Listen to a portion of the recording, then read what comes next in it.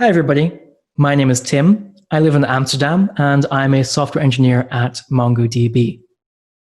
I used to work for MLab, and I now work on a tool called Mongomirror, which is a key component of Atlas Live Migration. Now, more and more companies are moving their workloads to Atlas because it's the easiest way to run MongoDB. There's a lot of automation to save time, like on-demand scaling and automatic updates. There's lots of cool features like continuous backup and point-in-time restore. And there are some great extra features like Atlas Data Lake and full text search. We've tried making moving to Atlas as easy as possible. So to do that, we have the Atlas Live Migration Service. This is a process that you can start on Atlas to migrate a MongoDB cluster to an Atlas cluster, keeping them in sync until you're ready to cut over to the new cluster. It's called live migration because you can keep using your source cluster while the migration is ongoing. You will only need a very small amount of downtime to perform the cutover. And it works for replica sets and sharded clusters. Now, I know that migrations can feel scary and uncertain. So my goal today is to demystify how the migration process works under the hood. This is going to be an advanced technical talk about the internals of Mongomirror and Atlas Live Migration. This talk is for developers and DBAs who are migrating to Atlas or who are using MongoDB for other purposes. Hopefully, by the end of the talk, you'll be able to explain the process better to your colleagues, you'll be able to troubleshoot issues better, and you'll have confidence in how the migration should run. If you want to learn about how to successfully migrate your cluster to Atlas, and you don't care about how it works under the hood, Justin Lebrecq has recorded a talk called Migrating to MongoDB Atlas, the What and How. I recommend everybody make sure to watch that talk. It has a lot of practical advice, whereas this talk is more theoretical. We're going to start this talk by looking at Mongomirror in depth. Mongomirror is a command line tool for syncing replica sets and keeping them in sync. It's designed specifically for Atlas Live Migration. And after we talk about Mongomirror, we're going to zoom out and see how Mongomirror fits into the Atlas Live Migration process. So let's kick it off talking about Mongomirror. As I just said, Mongomirror is a command line tool. It's written in Go for syncing replica sets and keeping them in sync. The binary is free to download and use, but it was built specifically for Atlas Live Migration. Some companies do use it for migrations that they're running on-prem, but it's preferable to use MongoDB's built-in replication if you can. Now, the reason we use Mongomirror for Atlas Live Migration is twofold. Firstly, usually Atlas will run Mongomirror on its own servers and connect directly to your cluster. But if you can't grant Atlas network access to your cluster, then with Mongomirror, you have the option of running that in your data center directly. And secondly, Mongomirror can actually migrate a source replica set to a destination replica set with a newer version of MongoDB. So it allows for migrations that include an upgrade. Now, when you run Mongomirror, it's kind of acting as it's acting as a conduit between a source replica set and a destination replica set. And this destination replica set is usually an Atlas replica set. It wants to achieve three things. First of all, it wants to copy collections from the source replica set to the destination replica set. Secondly, it wants to build all the indexes that exist on those collections on the destination replica set. And finally, it wants to apply any changes that happen on the source collections to the destination collections. This last step can go on indefinitely. And when I say collections, generally that means all collections in the replica set. It is possible to mirror a subset of collections, but this comes with several caveats. For example, if you have a transaction that acts on multiple collections and only some of them are mirrored, then only parts of that transaction will get replicated. And it's not really very well defined what it would mean to replicate a transaction when only some collections in a transaction are being migrated. For example, here's a transaction that contains several operations that affects some collections in the accounts, and inventory databases. If we only mirror the operations that affect the accounts database, then part of that transaction is actually missing on the destination. It's a bit weird, so depending on how your application works, that could be a problem. Another issue is that Mongomirror expects there to be no other commands running on the destination database. So if you plan on migrating half the collections first and using the cluster for a bit, and then migrating the rest later, that pre-existing activity on the destination could also cause issues. So those are some things to be aware of if you want to kind of replicate only some namespaces. Now, Mongomirror acts in 3 stages.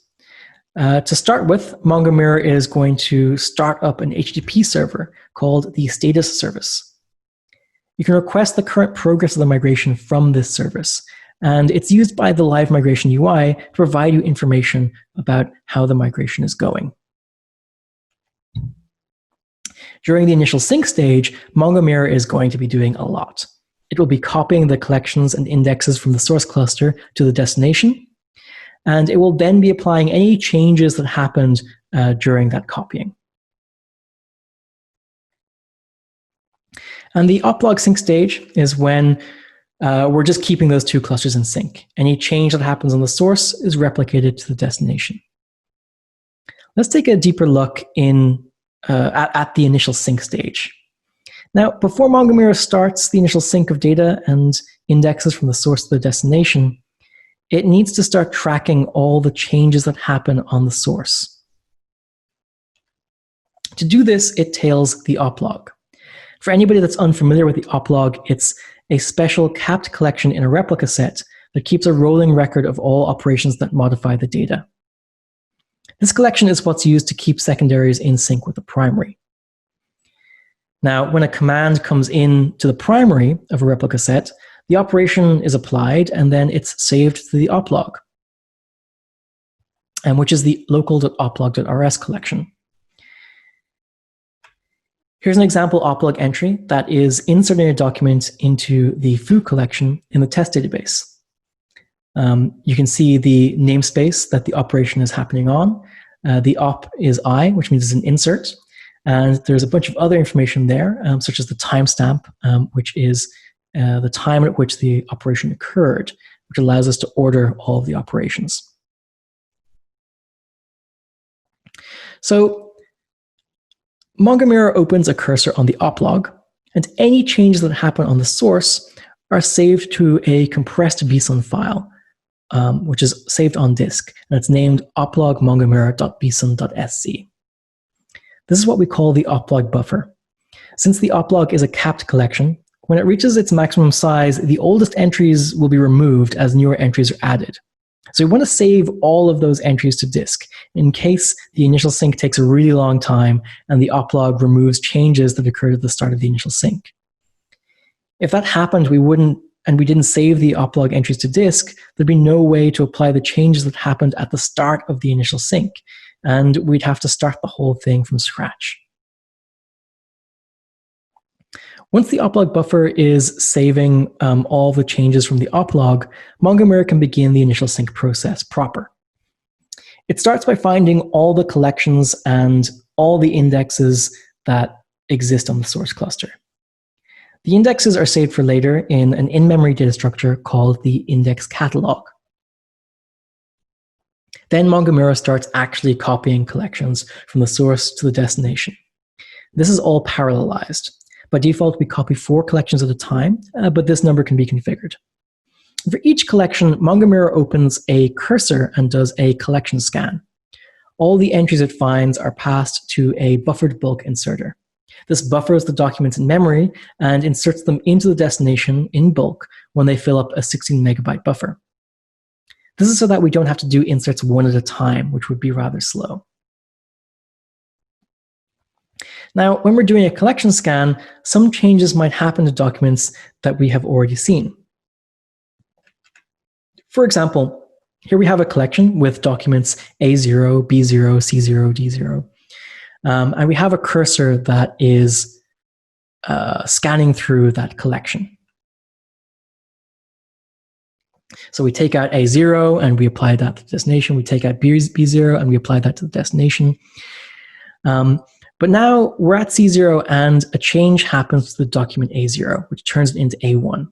But that's fine because we'll have copied the Oplog entry for that change to disk, and we can apply that change to the destination later. Now, if some changes happen to documents that we haven't seen yet, for example, D0 turning into D2, then that's also totally fine because all Oplog entries are constructed in such a way they're actually idempotent. So it's safe to apply the Oplog entry again, and the document will end up looking exactly the same as it does on the source. So that's why kind of collection scans are safe as long as we're keeping track of all the Oplog entries. Now, once the copying of a collection is complete, Mongomirror is going to apply all the Oplog entries that happen during the copy. This needs to happen before we start building the indexes. Because at this point in the process, the collections are inconsistent. As we just saw, doing a collection scan, we're going to get the state of documents at different times, at the time that they're actually seen by the collection scan. And this could mean that we could violate unique index constraints, and that could cause index builds to fail. But if we apply all the Oplog entries, that will bring all documents to a state that they were in at the shared same time. And that means that index builds should go totally smoothly. So in order to apply the Oplog entries, Mongomirror will read all the Oplog entries from the on-disk buffer and send them one by one to a component called the buffered Oplog applier. The buffered Oplog applier will decide what to do with an Oplog entry because not all of them can just blindly be applied to the destination cluster. Some Oplog entries are totally ignored. For example, we don't replicate the local database, and there are some collections in the config and system databases that we don't replicate either. And some Oplog entries have special handling. They won't be applied directly to the final destination, but they cause something else to happen. For example, index builds won't be applied at this time, but they will be added to Mongomirror's index catalog and will be built later. Now, some Oplog entries will actually cause a fatal error. For example, the rename collection command is something that Mongomirror just can't deal with. Unfortunately, this includes the $aggregation stage, which uses the rename collection command under the hood. In this case, Mongomirror will just abort and we'll have to start the migration over from scratch. Another thing that could cause a fatal error, for example, is changing the min uptime recovery document in the admin.system.version collection. This happens when a shard balancer is on and a chunk migration occurs. You're meant to turn the shard balancer off before running Mongomirror because it will break the migration. If we detect that it's on, we'll abort Mongomirror. Generally, all the things that will cause a fatal error is kind of listed in the documentation. If you follow the steps there, you should be fine. All other Oplog entries are manipulated before being applied. They're manipulated in different ways.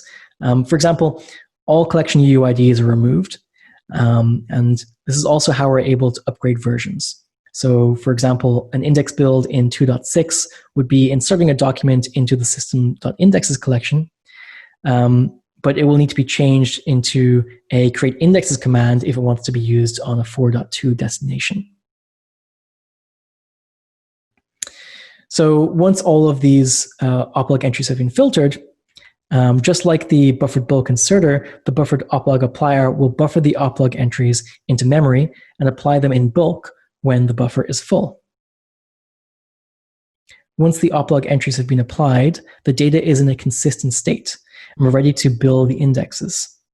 But index builds can take a long time as well. So again, we need to start saving the Oplog entries to the compressed BSON file on disk. We don't want to lose any changes that happen during the index builds. Just like with copying collections, index builds are parallelized. We take all the index definitions that exist in the index catalog, and we build the indexes for a collection for 4 collections at a time. If an index build fails, we'll retry the index build at least 10 times. And if it continues to fail, then Mongomirror will abort. Now, once all the index builds are complete, Mongomirror applies all the Oplog entries it buffered to disk during the index builds. If any indexes were added during that time, it will go through another round of index builds. And eventually, once all the indexes are built and all the Oplog entries are applied, the initial sync is complete, and we can move on to the Oplog sync.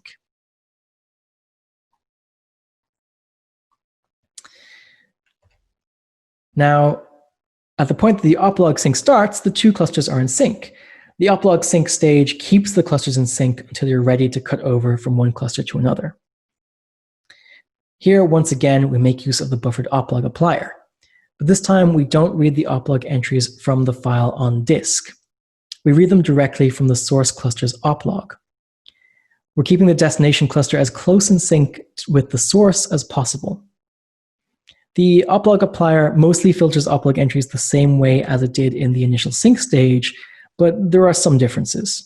For example, here we no longer have an index catalog in the Oplog sync stage, so we just build indexes directly on the destination if they come up. One thing that's quite nice about the Oplog sync stage is that it's resumable. Unfortunately, if there's any error in the initial sync, then we have to start from scratch. But once you reach the Oplog sync, it's easy to restart if needed.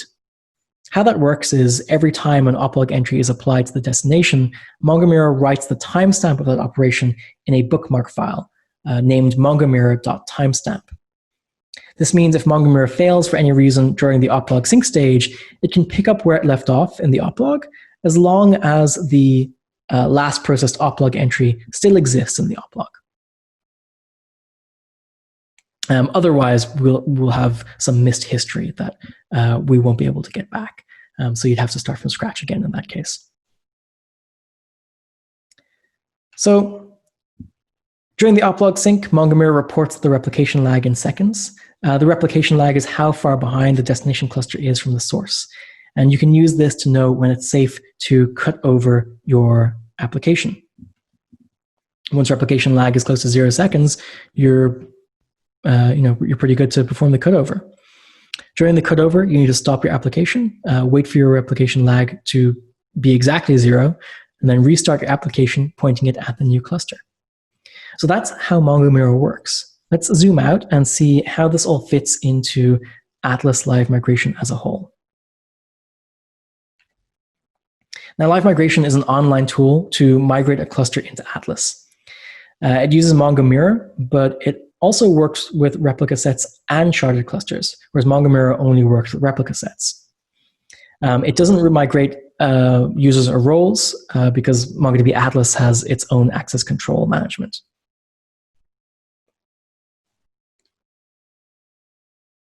So let's take a look at how migrating a sharded cluster into Atlas would work. First things first, there's a checklist of things you need to go through to prepare for a migration. For example, you need to make sure that Atlas has access to the primary node of each shard in your cluster. You need to make sure that your application is able to connect to the Atlas cluster. You need to make sure that there is a role available for Mongomirror to use with read access to all collections and to the Oplog. And of course, the number of shards in your source cluster needs to equal the number of shards in the destination cluster. The full kind of preparation that you need to do is outlined in the documentation. If you just go through that, the documentation, then you should be solid.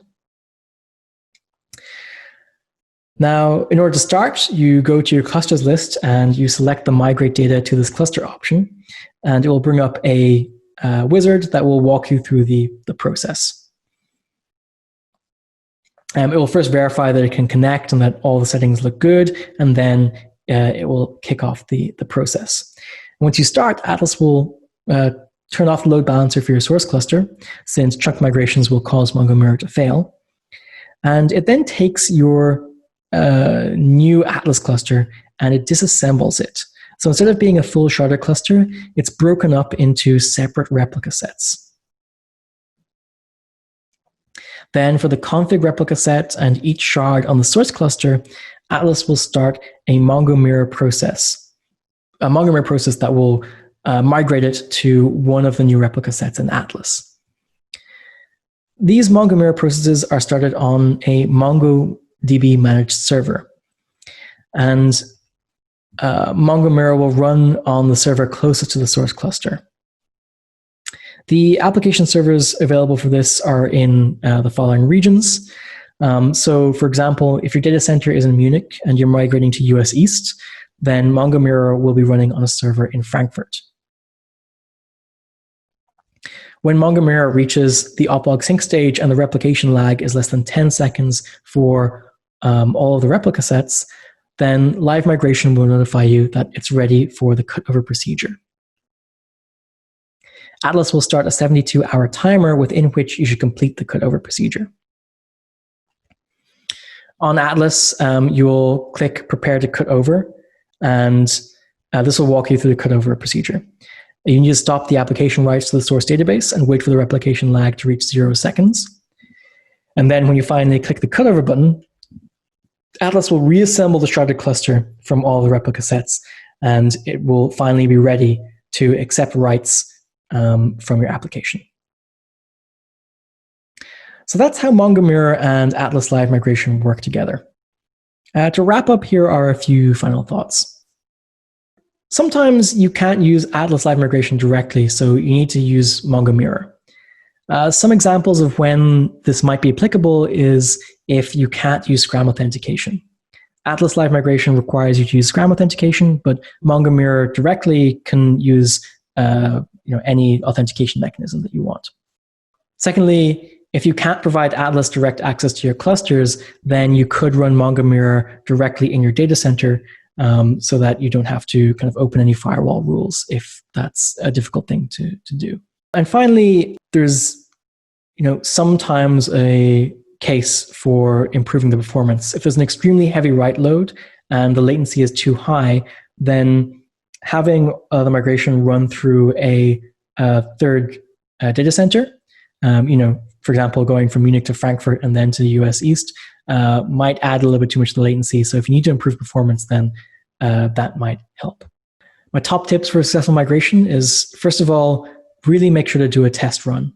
You're going to save yourself a lot of headaches if you double check that everything works and that it's going to run smoothly before you do it for real.